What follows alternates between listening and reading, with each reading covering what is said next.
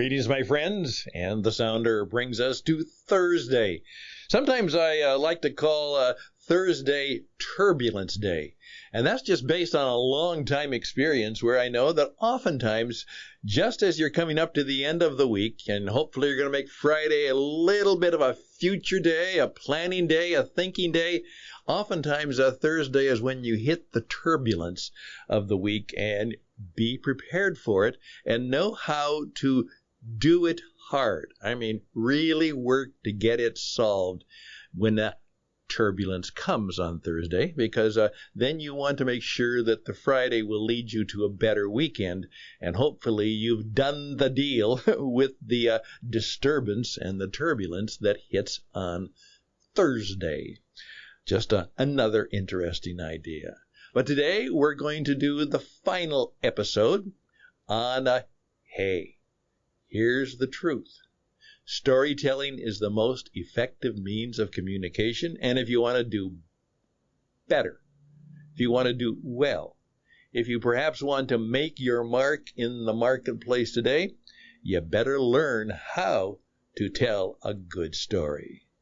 That's what's coming up. It's more than an interesting idea. It's something that may actually make you some money. Let's see what happens. The program begins right now.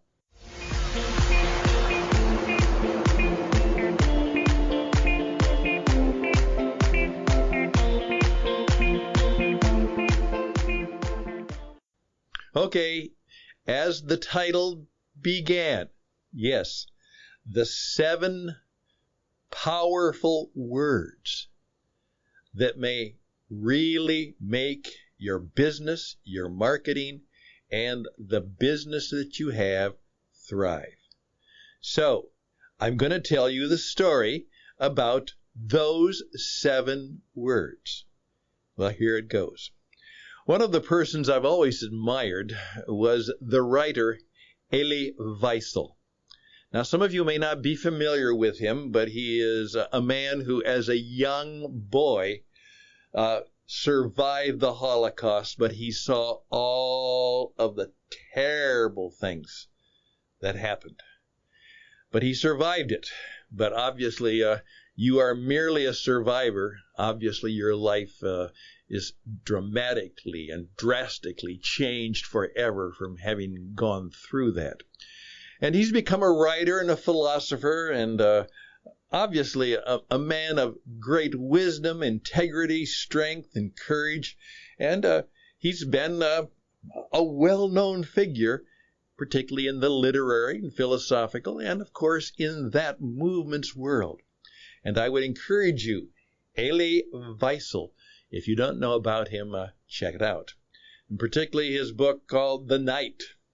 And boy, it was the night, is one of the descriptions that he has of that particular part of his life. And even when I'm here telling you about that book, I still have memories and kind of visions of some of the images and memories that came to me from reading that book. But I also learned something about him, and this is the story I was told, and it certainly makes sense. It seems that Elie, of course, was on the lecture circuit all the time, and he was well in demand as a speaker and a man who had a presentation and a story to tell. I'm told that he had a very unusual way of beginning his presentations. And what I'm hearing and what I was told, and I wish I would have experienced it personally, but here was the description, that when he had a talk, the people would come into the place where he was going to give that talk, usually, of course, an auditorium and a stage there. And the curtains were open and the house lights were on, but the house lights were down slightly, and the stage lights were almost all off, except that there was a spotlight on a single stool, just a stool sitting there in the middle of the stage. And people came in, and that's all they saw. Finally, the house lights came down, and it was time for the presentation by Mr. Weissel. And I'm told that the moderator, if they had a moderator, and sometimes they didn't, would come forward, stand right in front of the stool, and just simply say, "Ladies and gentlemen, Elie Wiesel." And he'd go off. And the stool was there. And then Elie Wiesel would slowly come on the stage, and he would sit on the stool, and then his eyes would scan the audience, and then he would simply say, "Let me tell you a story." And he began. I want you to think about even the image you got from that little description. Very powerful. He was dressed all in black. No announcement. None of that usual stuff that goes into the speaker. He just simply came forward, and people are wondering what's going to happen. And he says, and here are the 7 powerful words that you need to know. Please, let me tell you a story. Here's the point. He had the audience right then. Everybody was fully present, right to them. And then he began with the story. Now, of course, there were other things in that presentation, but you obviously get the point. He began with a story, and of course, that was kind of the framework for everything he did, because as he was even giving his presentation points and his ideas and perhaps his facts and figures, it was always referencing that story or a story. Now, I just want you to think about that. In fact, one of the things I have decided to do whenever I give a presentation is I have mimicked, and with full mimicry imitation, that's what I do. One time a person said, "Stan, I'd like to introduce you and I'd like to read your resume." And I said, "Please don't. I'd like to make an introduction." And I'd say, "Please don't." "Oh, I have to do that." Well, then I said, "Could you just say, we are privileged today, or we have today, our speaker, Mr. Stan Houston." And then I'm going to come on, and I'm going to stand there in front of the audience, not behind a lectern or pulpit or any of those things. I'm going to just stand there and say, "Let me tell you a story." And that's how I begin. Now, if for some reason they do require a lectern or one of those things I have to stand behind, I don't begin there. I always insist that I have a lavalier mic so that I don't have to stay in one place. I don't have to stand just behind the lectern and with their microphone. I will not speak that way. I want a lavalier microphone so that I can move around. I sometimes remember some years ago when I was actually bringing a guest speaker into our church. And this guy was he'd been a former gang leader. He had been all of those incredible bad guy things. And he was gloriously resurrected. Now he's just a thriving pastor in a large black African ministry and social meeting. And he came to speak at our church, and we had this great big, lectern where the pastor has to sit there and stand there, or whatever he does, but mostly stand there. And I showed that to him, and he had this wonderful line. He said, "You don't expect me to stand in one place, do you?" And I said, "Well, with the present stage, it would work best." And he smiled and said, "Okay, but you have to know that I'm going to roam around from time to time." So I just tell those stories to you to tell you that you need to think about it. If you have any presentation, if you have a pitch, try to make sure they don't go into any of those flowery introductions. Now, one time, what I did when he insisted on doing that, he read it from a piece of paper. He read my introduction, all that stuff. And I came out and I took it away from him and I tore it up. And then I said, "Thank you, but who cares? Who cares that I've got all that stuff? But who cares?" And then I turned to the audience and simply said, "Let me tell you a story." Now, you can understand I had to, first of all, tearing up my resume and saying, "Who cares?"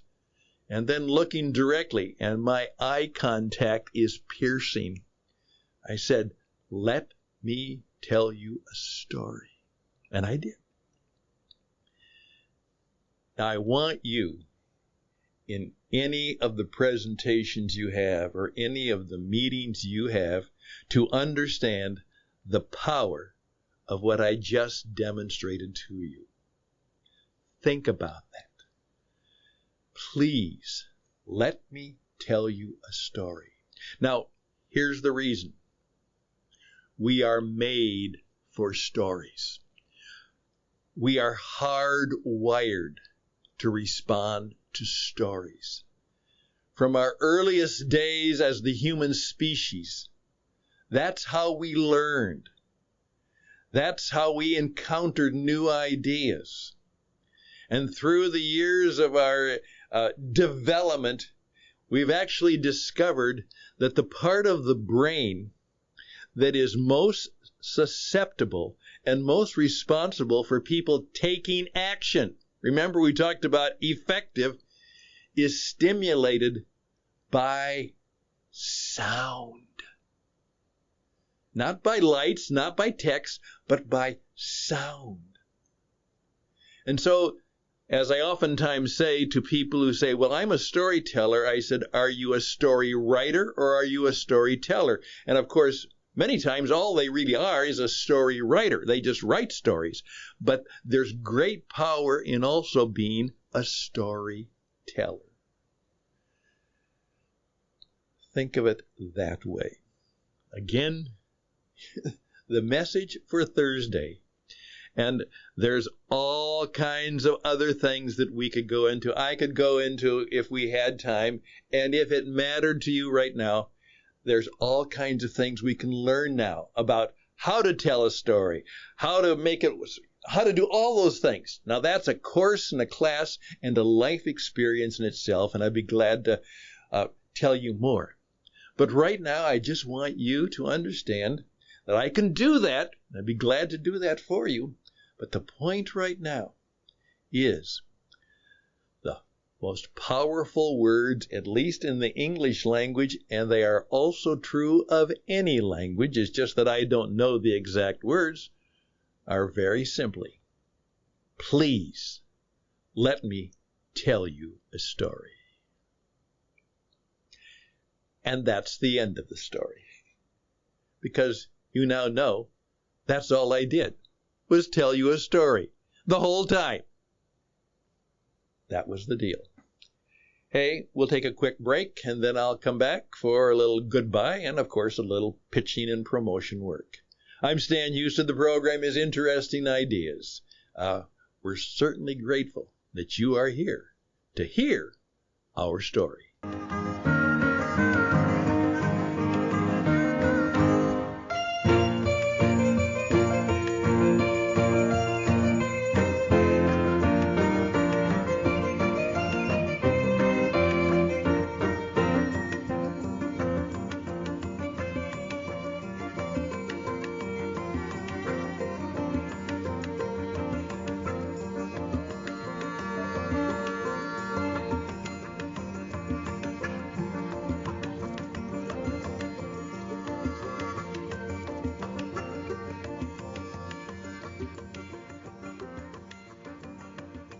telling story is a part of a trademark term that I had many years ago, but I gave it up.